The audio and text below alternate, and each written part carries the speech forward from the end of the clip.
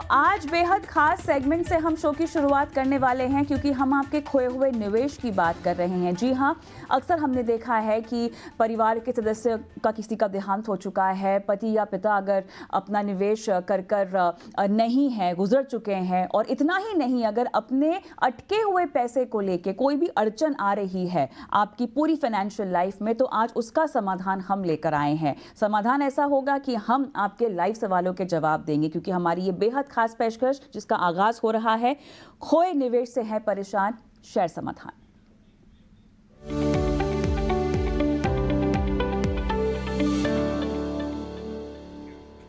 चलिए, और हमारे साथ शेयर समाधान के एमडी अभय चंडालिया भी जुड़ गए हैं। अभय जी, बहुत बहुत स्वागत है आपका। पिछले 2 दफे आपसे बातचीत हुई और दर्शकों का बेहद रिस्पांस भी अच्छा आता हुआ दिखाई दे रहा है सवालों के लिहाज से। तो आज मैं बहुत ज्यादा समय नहीं बिताऊंगी, सीधा दर्शकों से जुड़ते हैं, उनका समाधान शुरू करते हैं करना। तो मेरे साथ सत्येंद्र साहब क्या फोन लाइन पर हैं? हाँ जी। नमस्कार सर, कहाँ से बोल रहे हैं? हम पटना बिहार से बोल रहा हूँ मैं। पटना बिहार से। सर, मेरे साथ शेयर समाधान से आपके सवाल का जवाब देने के लिए अभय चंडालिया साहब भी जुड़े हुए हैं और ये भी आपका सवाल सुन रहे हैं। बताइएगा, अपनी क्वेरी बताइए ताकि आपका समाधान हम कर सकें।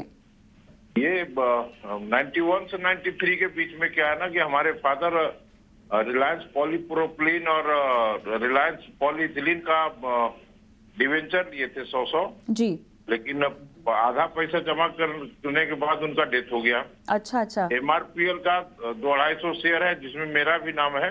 हाँ हाँ। और उसके बाद नागार्जुन फर्टिलाइजर का 1500-1600 शेयर है हमारे पास, वो फादर के नाम से ही है। अच्छा, तो मैं क्या करूं? इसके लिए मैं समाधान के लिए एक आपका गूगल पर भी आपका शेयर समाधान है क्या? हाँ हाँ, आप अगर गूगल पर सर्च करेंगे इस तरह की समस्याओं के लिए तो सबसे पहला नाम शेयर समाधान का ही आता है। लेकिन मैं तो कहूंगी कि गूगल बाबा से ज्यादा आज हम आपके काम आए हैं, ठीक है? क्योंकि हम सीधा कंपनी के एमडी को ही बैठा लिए हमारे साथ, ठीक है? तो वो आपके आज सवाल का जवाब देंगे। तो बताइए, अब इनके पिताजी का देहांत भी हो गया है और इन शेयरों के पैसों की रिकवरी अब कैसे होगी? लेकिन सबसे पहले तो जो इन्होंने बताया कि डिबेंचर्स को पार्टली पेड अप इन्होंने किया और पूरे पैसे नहीं दिए। तो जब पार्टली पेड अप डिबेंचर्स होता है और पूरा पैसा नहीं दिया जाता है तो वो कंपनी उसको फोरफिट कर लेती है। ओके। और वो पैसे उनको वापस नहीं मिलेंगे। नहीं मिलेंगे? हाँ, ये कंपनी लॉ का प्रोसीजर है और यही लॉ कहता है। तो ये उनको नहीं मिल पाएगा, एक बात। दूसरी बात, इन्होंने बताया कि एक कंपनी के नागार्जुना फर्टिलाइजर के इनके पास में कुछ शेयर्स थे जो इनके पिताजी के नाम के हैं। तो वो शेयर आपको जरूर आपको मिल जाएंगे, लेकिन इसकी कानूनी प्रक्रिया करनी पड़ेगी। अगर वैल्यू 5 लाख से ज्यादा है उस शेयर की तो आपको सक्सेसर सर्टिफिकेट बनाना पड़ेगा। और अगर पिताजी की वसीयत है तो वसीयत के हिसाब से उसको आप जो भी परिवार का नाम लिखा है वसीयत में उनका हिस्सा उसको मिल जाएगा। अच्छा। तो उसके लिए हमें 5 लाख से कम होगा तो कोर्ट का दरवाजा खटखटाना पड़ेगा, और 5 लाख से कम अगर है तो वो अपने बाकी इस परिवार के सदस्यों की NOC ले करके वो क्लेम कर सकते हैं, जिसके भी नाम पे एक आदमी चाहे 2 आदमी हो तो उनको उस हिस्से में मिल जाएगा। ठीक है। अब आ जाते हैं कि तीसरी बात, एक शेयर में सर्टिफिकेट में जिसमें आपका पिताजी का नाम भी और आपका खुद का भी नाम है, तो उसमें आपको सिर्फ अपने पिताजी का डेथ सर्टिफिकेट और दे देंगे, और आप अपना KYC अगर कंपनी को सबमिट कर दें, कंपनी का मतलब हो गया कंपनी के RTA को, तो आपके नाम पे वो शेयर ट्रांसफर हो जाएंगे। ठीक है। मतलब इसको ट्रांसफर नहीं कहेंगे, इनको डिलीशन ऑफ द नेम कहा जाता है। अच्छा, तो उनको ये शेयर का पूरा हक मिल जाएगा। और यही नहीं, अगर उस पे डिविडेंड और बोनस भी अगर आया हुआ है और स्प्लिट भी हुआ है तो वो भी आपको मिल जाएगा। तो अगर वो फिजिकल फॉर्मेट में हुआ तो उसको डीमैट भी करना होगा? हाँ, हो जाएगा। उसके बाद डीमैट हो जाएगा। डीमैट हो जाएगा उसके बाद में पहले कार्रवाई कर दी जाए। उसके बाद में जो डीमैट डिटेल देंगे उस डीमैट के अंदर में शेयर ये ट्रांसफर हो जाएंगे। ठीक है। मेरे साथ जुड़े हुए हैं हमारे दर्शक सत्येंद्र जी। सत्येंद्र जी, आपको सलाह समझ में आई है? कुछ और पूछना है आपको? सत्येंद्र जी, अपने टीवी की आवाज कम कर देंगे और मुझसे फोन पर बात करेंगे सर। फोन पर वो टीवी पर भी वो मैं देख रहा हूँ। हाँ हाँ सर, ये हमारा शो जो है ना दरअसल यूट्यूब पर भी जाता है, तो अगर सलाह कोई मिस हो गई है तो इस शो यूट्यूब पर भी आप देख सकते हैं। फिलहाल क्योंकि हमारे और भी दर्शक हैं जो बात करना चाहते हैं अभय जी से, आपका और कोई सवाल है क्या सत्येंद्र जी? हाँ जी, बताइए। हम हैं। वसीयत है सर? पिताजी की वसीयत है? क्या?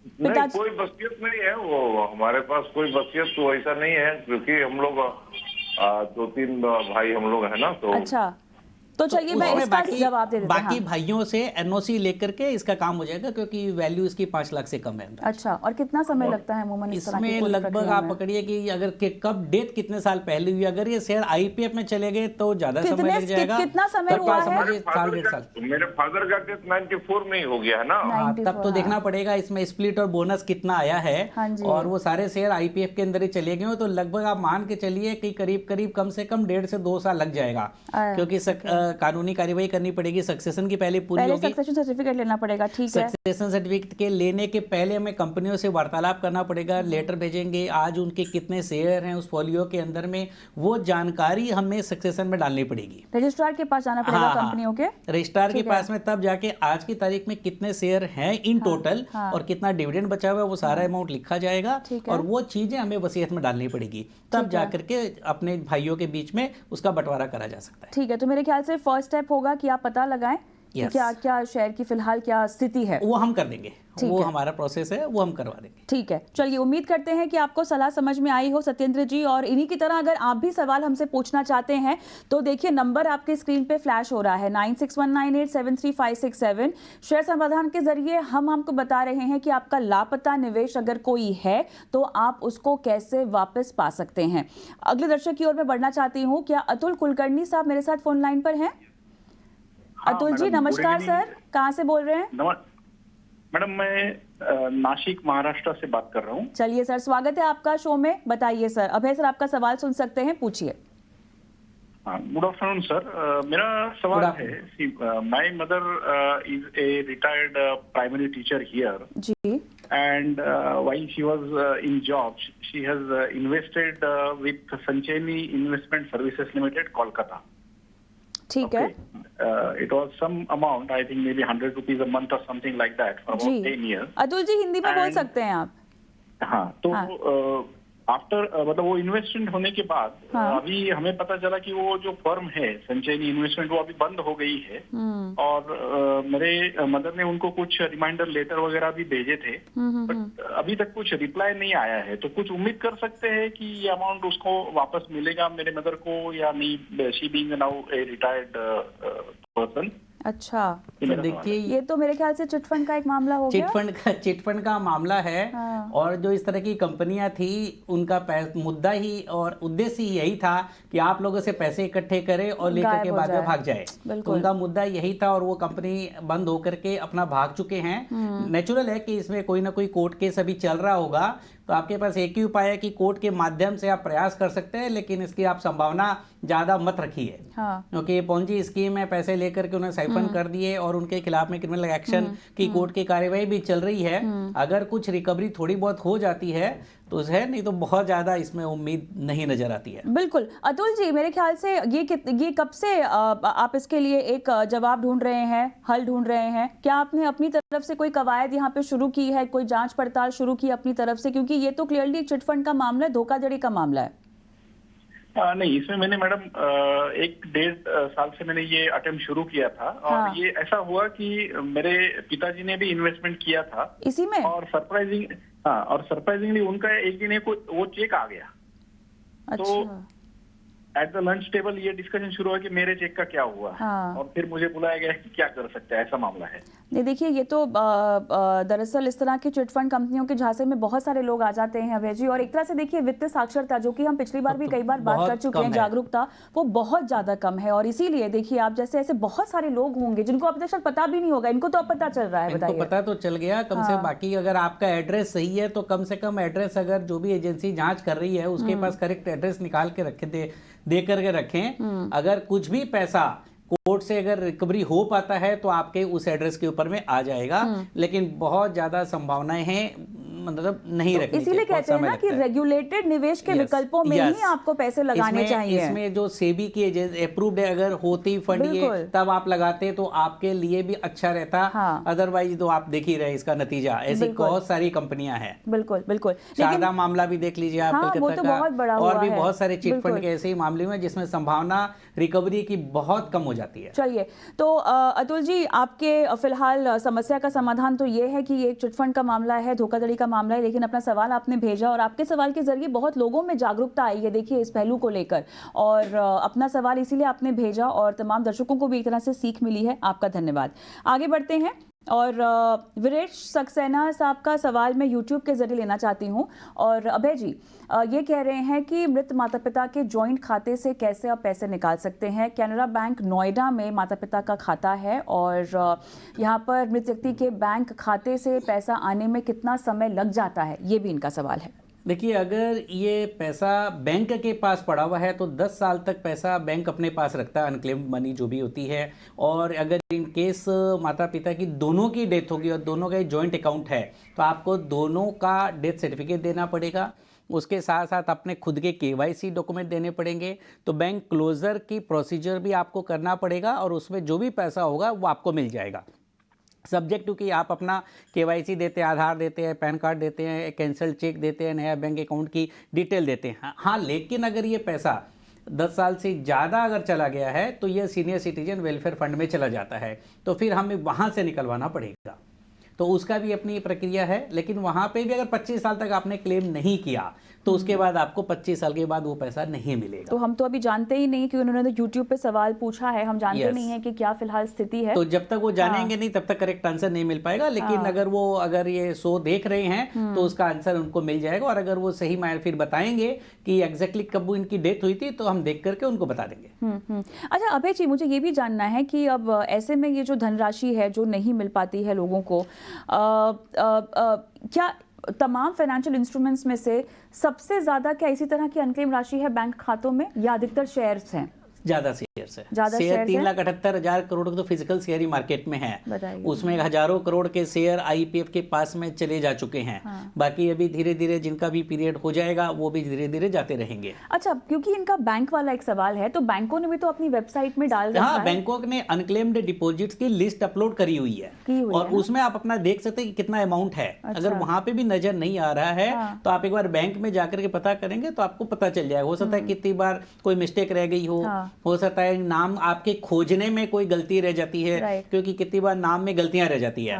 आपने जो नाम लिखा आपको करेक्ट नाम याद है, लेकिन बैंक की कोई स्पेलिंग मिस्टेक अगर गलती से अकाउंट में रह गई तो उसे आपको ढूंढने में दिक्कत आएगी। बहुत पेचीदगी, तो आपको बैंक को जाना पड़ेगा। बैंक के पास एक बार पहुंचने से आपको उसका समाधान मिल सकता है। चलिए, हमें नहीं पता कि वीरेश क्या बैंक पे गए या नहीं गए, उन्होंने किस तरह से इस पूरे मामले को आगे बढ़ाया अपनी तरफ से, उसकी जानकारी हमारे पास नहीं। लेकिन जो हल यहाँ पर अभय जी ने दिया है, उम्मीद करते हैं कि आप थोड़ा बहुत आगे बढ़ें अपने समाधान में। लेकिन हमें फिलहाल एक ब्रेक लेना होगा। सवाल आ रहे हैं दर्शकों के, एक एक करके शो में भी शामिल करेंगे, लेकिन फिलहाल इस एक ब्रेक के लिए मैं रुकती हूँ इस पेशकश में।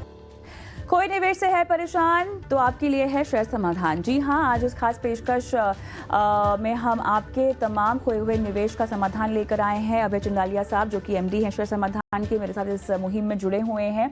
एक ऐसी मुहिम जहां पर हम चाहते हैं कि आप अपने हक के पैसे को प्राप्त कर पाएं, भले ही वो पैसा फिक्स डिपॉजिट में हो, PPF, शेयर, इंश्योरेंस पॉलिसी जिसका क्लेम आपको नहीं मिल पा रहा है। तमाम तरह के सवाल हम आज दर्शकों से दरअसल लाइव बात कर रहे हैं। खास बात यह है, और हमारे पास जो सवाल आ रहे हैं वो YouTube पर भी आ रहे हैं और WhatsApp पे भी आ रहे हैं। नंबर भी फ्लैश करेंगे आपके स्क्रीन पर। लेकिन उस बीच मेरे साथ महेंद्र गुप्ता साहब फोन लाइन पे भी जुड़ गए हैं जो अपना सवाल हमसे पूछना चाहते हैं। महेंद्र जी नमस्कार, स्वागत है आपका हमारी इस खास पेशकश में। सर, कहाँ से बोल रहे हैं, कुछ बताएंगे अपने बारे में? जी मैडम, मैंने सन 97 में 20,000 रुपए का इन्वेस्ट किया था FD में। ओके, कौन सी FD थी ये? महेंद्र गुप्ता जी, आपको मेरी आवाज आ रही है? हेलो महेंद्र गुप्ता साहब, आपको मेरी आवाज आ रही है? हाँ आ रही है मैडम, बोलिए। जी बताइए। हेलो जी, आपने मैडम, जेड इन्वेस्टमेंट जी कहाँ पे, किस कंपनी में लगाए थे पैसे? मैंने एक कंपनी में लगाए थे, उसमें 150 निवेश के पैसे डूब गए थे मैडम, अब तक पैसे मिले नहीं अब तक। चलिए, मेरे ख्याल से ये भी एक और फर्जीवाड़े का। लेकिन ये एंटिटी क्या थी? एनबीएफसी, रजिस्टर्ड एनबीएफसी थी या कोई दूसरी प्राइवेट कंपनी या प्रोप्राइटरशिप वगैरह थी है? चलिए, इसकी जानकारी क्या आपने पता लगवाई है Mahendra ji?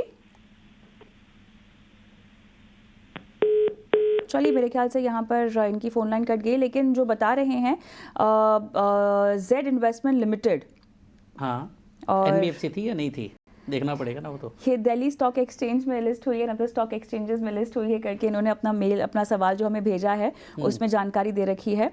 Fix deposit receipts plus post dated repayment cheques वगैरह इन्होंने जो है इशू किए थे। 30% इंटरेस्ट प्लस प्रिंसिपल 1998 की बात है। जी हाँ, और अचानक से फिर सब लोग अंडरग्राउंड हो गए और चले गए। लाजपत नगर दिल्ली में इनका ऑफिस था, लेकिन रिकवरी नहीं हो पाई। इन्होंने शायद केस भी किया है, लेकिन उसके बावजूद भी कोई नहीं मिला है। अब इसकी रिकवरी तो अब 27 साल से ज़्यादा हो चुके हैं। अब तो देखिए, अब अगर कोई कोर्ट केस अगर कोई चल रहा है, तब तो कुछ अगर पैसे कोर्ट ने रिकवर अगर करें उनके अकाउंट्स वगैरह अटैच करके, तब तो कोई संभावना बनती है। पहली बात तो सेबी रेगुलेटेड था या नहीं था, और जब हम निवेश करें तो ये सावधानी भी रखें कि जो रेगुलेटेड एंटिटी है उसी जगहों पे निवेश करें, कंपनियों का इंक्वायरी करें, तब जाके हमारी थोड़ा सा सेफ रहेगा। अब इसका कुछ अगर पता ही नहीं है, आपने बिना देखे कर लिया, उनको तो पैसे इकट्ठे करे और लेकर के चंपत हो गए। ऐसे बहुत सारे हैं, और आप देख ही रहे 27 साल हो गया, 300 करोड़ लोगों के लेकर के वो भाग चुके हैं। तो अगर कोई कोर्ट से आदेश अगर आ जाए तो मैं तो यही सजेस्ट करूंगा कि कोर्ट में आप लड़ाई जारी रखें, तो हो सकता है कि कुछ ना कुछ थोड़ा बहुत पैसा 2-4%, 5% कुछ भी मिल जाए तो मिल जाए, अदरवाइज तो कहना बड़ा मुश्किल है। हाँ, अगर रेगुलेटेड ऑथोरिटी होती तो आज हम सेबी के पास में जाते हैं, उनके पास में कुछ फंड होता है देने के लिए, तो उससे आपको कुछ संभावना बन जाती है। yes. बिल्कुल, बहुत सारे सवाल। देखिए, दरअसल हमारा शो का मुद्दा कुछ और था, लेकिन जिस तरह के सवाल आ रहे हैं, लोग काफी परेशान हैं और जागरूकता की बहुत कमी है, जो एक बात समझ में आ रही है। लोगों को समझ नहीं है, और उसके अलावा दूसरे लोगों के जो चीटिंग बेईमानी कर रहे हैं उसके ऊपर में अंकुश इतना ज्यादा नहीं है। जब शुरुआत में ही हो, तो जैसी इसकी मार्केट में आए तो जो रेगुलेटर्स हैं वो भी अगर इतने विजिलेंट अगर रहे तो और बेटर हो जाएगा। 30% का रिटर्न आपको यहाँ पर दावा किया जा रहा है। It is too good to be true. ये तो ये बात मेरे ख्याल से आपको खुद को समझनी चाहिए। ये लालच के चक्कर में कैसे आ सकता है? इतना रिटर्न कैसे कोई ब्याज देगा? 30% आपको देगा तो वो 50-60% कमाएगा, तो खर्चे भी निकालेगा, बाकी भी निकालेगा, तो इतना प्रॉफिट कौन से बिजनेस के अंदर में आता है? तो जब निवेश करते समय इस तरह सावधानियां बरतनी चाहिए और जांच पड़ताल करनी चाहिए। आपकी मेहनत की गाड़ी कमाई है जो आप जो है निवेश कर रहे हैं, और ऐसे में कोई आपको अनरियल रिटर्न्स यहाँ पे प्रॉमिस करे, जरूर देखें कि ये रेगुलेटेड एंटिटी है या नहीं है। अच्छा, एक दर्शक का सवाल यहाँ पे नईम का मैं लूंगी अबू धाबी से, और ये कह रहे हैं कि I have my own shares which I bought in 1996। अब है जी HPCL अंडर NRI कैटेगरी, और उसके बाद ये शिफ्ट हो गए अबू धाबी में, और उसके बाद से कोई कम्युनिकेशन नहीं है। इनका जो PF है 1992 से भी पेंडिंग है, और जब से इन्होंने छोड़ा है तब से उस पर भी इन्होंने अभी तक कोई अपना ट्रैक नहीं रखा। देखिए, अगर शेयर्स की बात है तो शेयर्स के लिए आप सबसे पहला काम तो ये करें कि कंपनी के रिकॉर्ड में अपना नया एड्रेस रजिस्टर करवाएं, तो आपके नए एड्रेस के ऊपर में चिट्ठी पत्री आती रहेगी। ठीक है। दूसरी बात यह है कि कंपनी के शेयर्स की वैल्यू देखें कि आज उस कंपनी के शेयर्स का BSE की वेबसाइट है, चाहे NSE की वेबसाइट है, इस तरह की वेबसाइट पे जाकर के उन शेयर की वैल्यू की एनालिसिस आप कर सकते हैं। एक इन्होंने NRI कैटेगरी लिखी है, उसका मतलब क्या होता है? वो तो NRI है, तो नॉन रेसिडेंट इंडियंस वो भी अप्लाई कर सकते हैं। हाँ, वो अप्लाई कर, उनके लिए कोई स्पेशल कोई रूल रेगुलेशन नहीं है।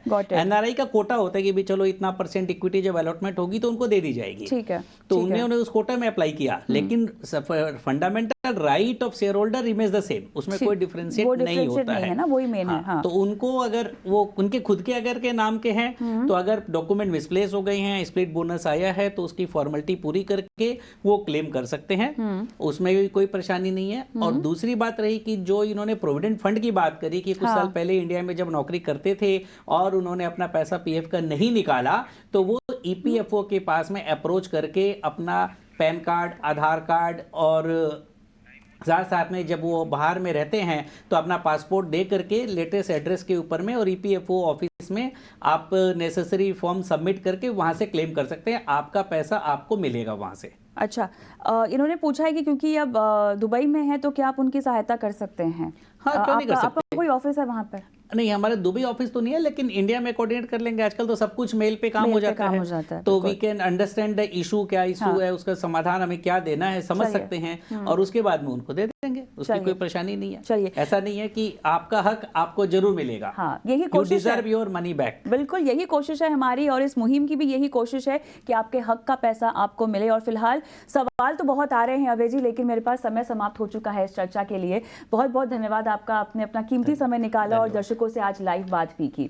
तो फिलहाल इस पेशकश में हम एक छोटे से ब्रेक के लिए रुकेंगे, लेकिन ब्रेक के उस पार आपको कहीं नहीं जाना है, क्योंकि बनो अपना फाइनेंस मिनिस्टर में आपके फाइनेंशियल पोर्टफोलियो से जुड़े सवालों के जवाब हम लगातार दे रहे हैं। 2 एक्सपर्ट भी हमारे साथ जुड़ेंगे जो लाइव फाइनेंशियल प्लानिंग करेंगे आपकी इस ब्रेक के बाद।